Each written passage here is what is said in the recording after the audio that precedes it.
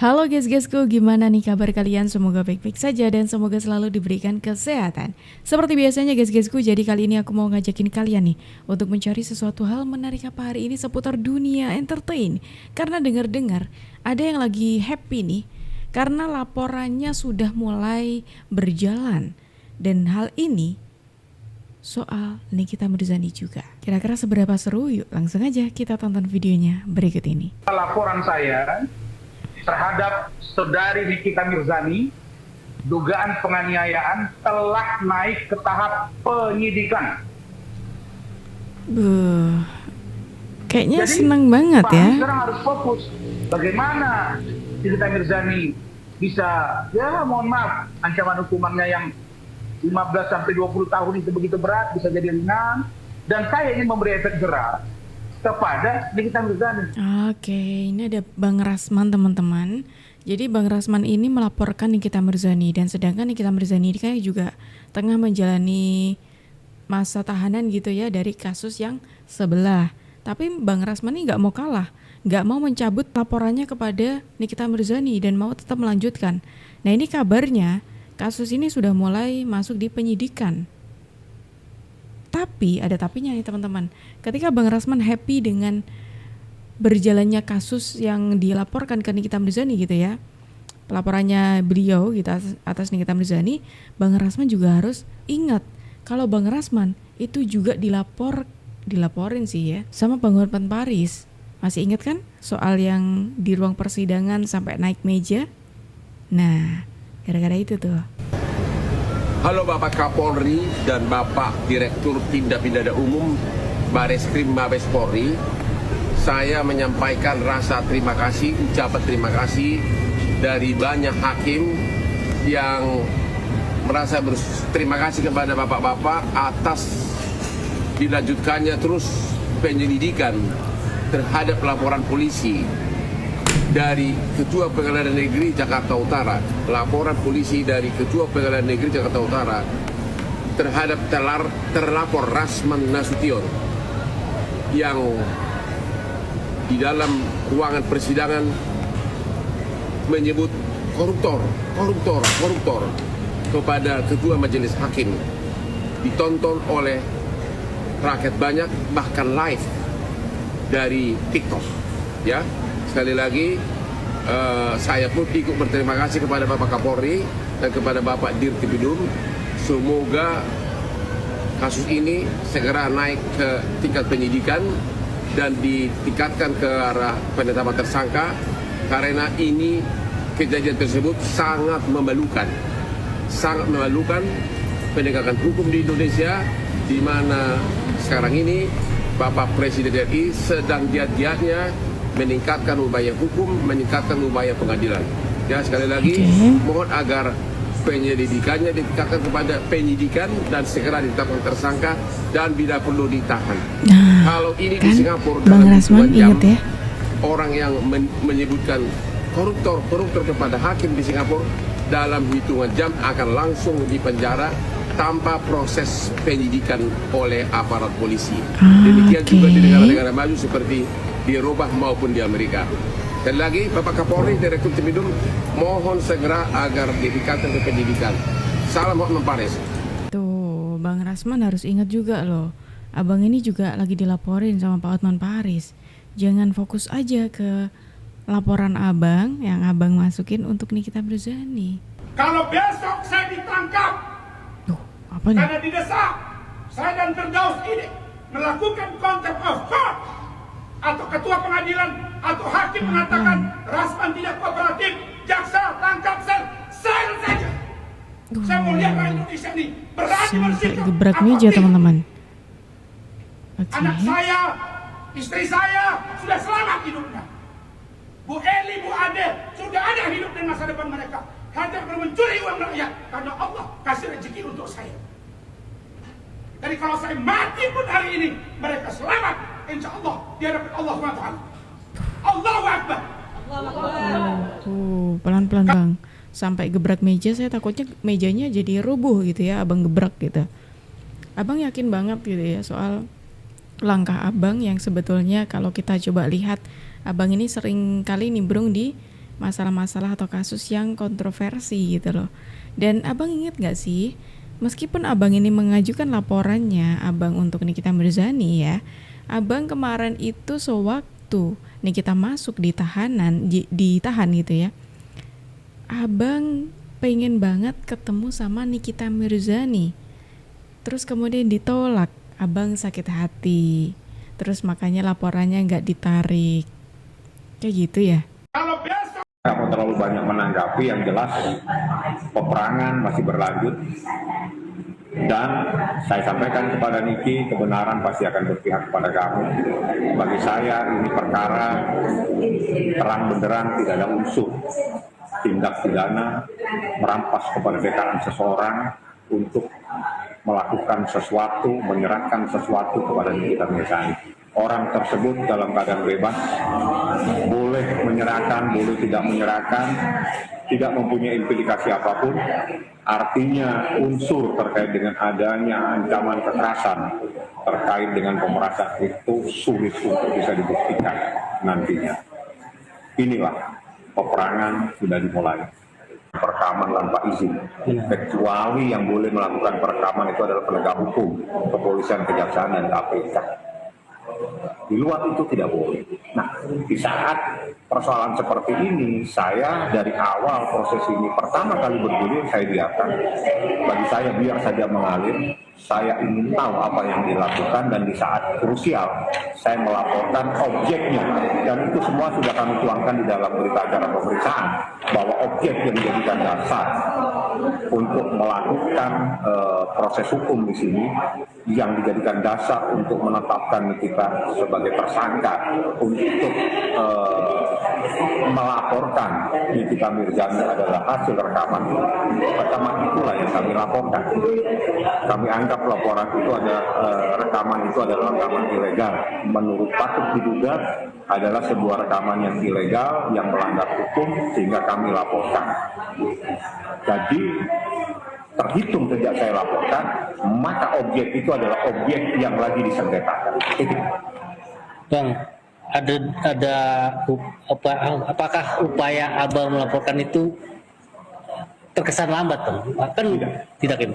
Itu Apa memang karena upaya hukum itu ketika berkas Nikita Mirzani dibalikin lagi dari kejaksaan saya yang nggak mau nanggapin itu biar urusan institusi kejaksaan selaku jaksa penuntut umum. Yang jelas dia tahu di dalam sebuah unsur pemerasan itu harus ada seseorang dalam keadaan kebebasannya dirampas. Itu yang terpenting, tapi itu tidak pernah ada, tidak pernah terjadi. Orang bisa mau melakukan boleh, mau ngasih duit boleh, tidak ngasih boleh, nggak ada masalah. Terus bagaimana ada unsur pemerasan? Ya. Kalau memang dia mau ngasih boleh, nggak ngasih boleh, terus di mana dong ada unsur pemaksaan, diperas, diancam? Tidak ada semuanya. Makanya saya diam karena saya bekerja dengan siap. Artinya Nikita Mirzani menitip beratkan ke Bang Fahmi sebagai seorang pengacara. Dia diserahkan semuanya kepada saya, dan laporan itu pun atas persetujuan dia. Dia sendiri yang meminta saya, Bang, waktunya kita lapor sekarang. Kita udah waktunya lapor, ya udah saya laporin. Makanya dari awal kita sudah beritahu ini semua dokumen akan bermasalah. Gitu.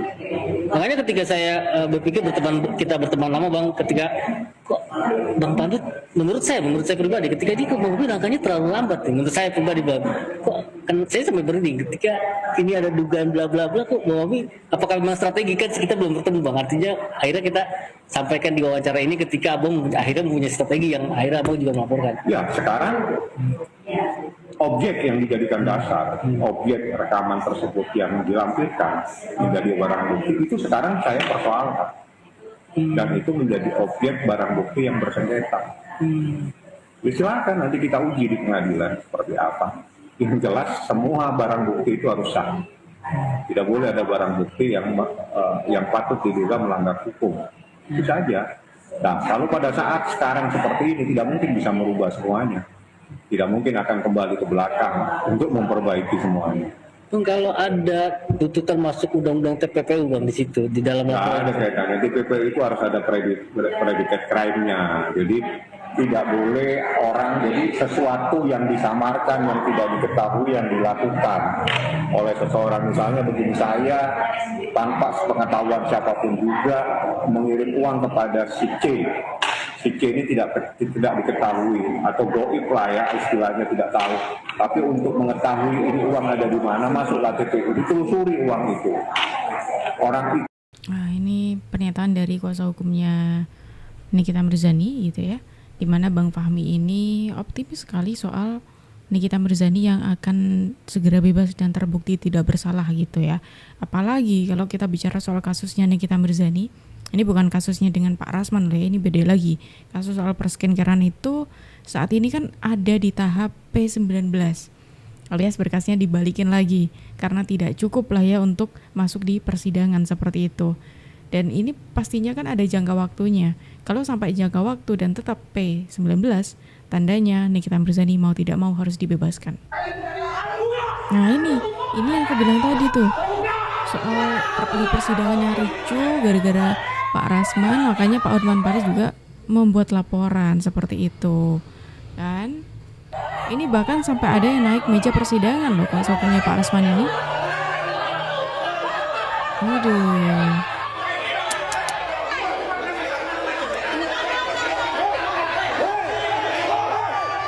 Tuh.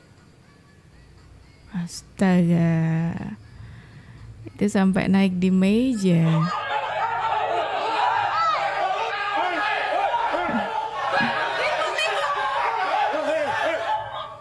Ini sempat ramai waktu itu ya, sempat naik di meja persidangan. Kemudian kalau alibinya tuh, ini persidangan kan sudah selesai ya, walaupun sudah selesai kan nggak bisa dong naik seperti itu, karena itu sama saja menginjak-injak persidangan tersebut gitu.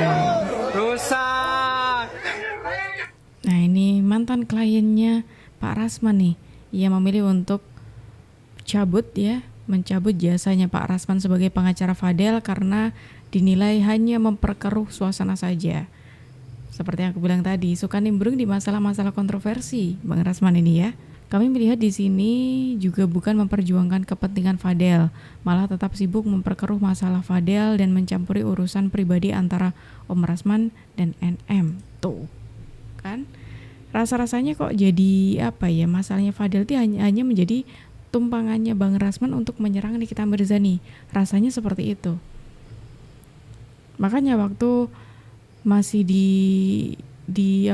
kuasa hukumnya Fadel, masih menjadi kuasa hukumnya Fadel, hubungan NM dengan keluarganya Fadel ini semakin panas. Beda sama sekarang ya kan? Oh, ada kasus lagi teman-teman. Ini ada Fahri Albar yang terciduk. Oh, belum ada keterangan. Bentar. Terciduk apa ini?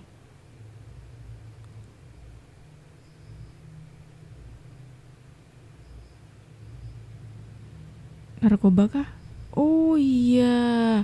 Penangkapan ini dikonfirmasi langsung oleh Kasat Reserse Narkoba Polres Jakbar, Kompol Fernan. Tuh. Ini untuk yang kesekian kalinya ya. Seingatku beliau ini, Fahri Albar ini sudah pernah ditangkap dengan kasus yang serupa. Seingatku loh ya. Seingatku seperti itu. Dan ini ditangkap lagi. Aduh, tobat Pak Fahri, tobat.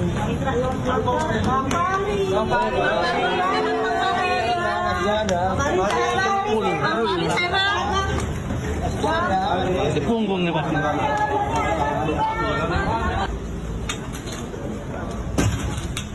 Dia kasih jalan ya. Dia kasih jalan, nggak boleh buka. Bari. Nggak boleh buka. Bari. Buka kasih jalan, awas tangga. Bang, lok terapi gimana bang? Disampaikan gimana kondisinya Bari? Janji abang sama istri katanya nggak bakal bisa ulangin lagi bang. Gimana bang? Bang. Mundur, ambil mundur. Apa sih bang alasannya bang? Bang, ini alasannya bang.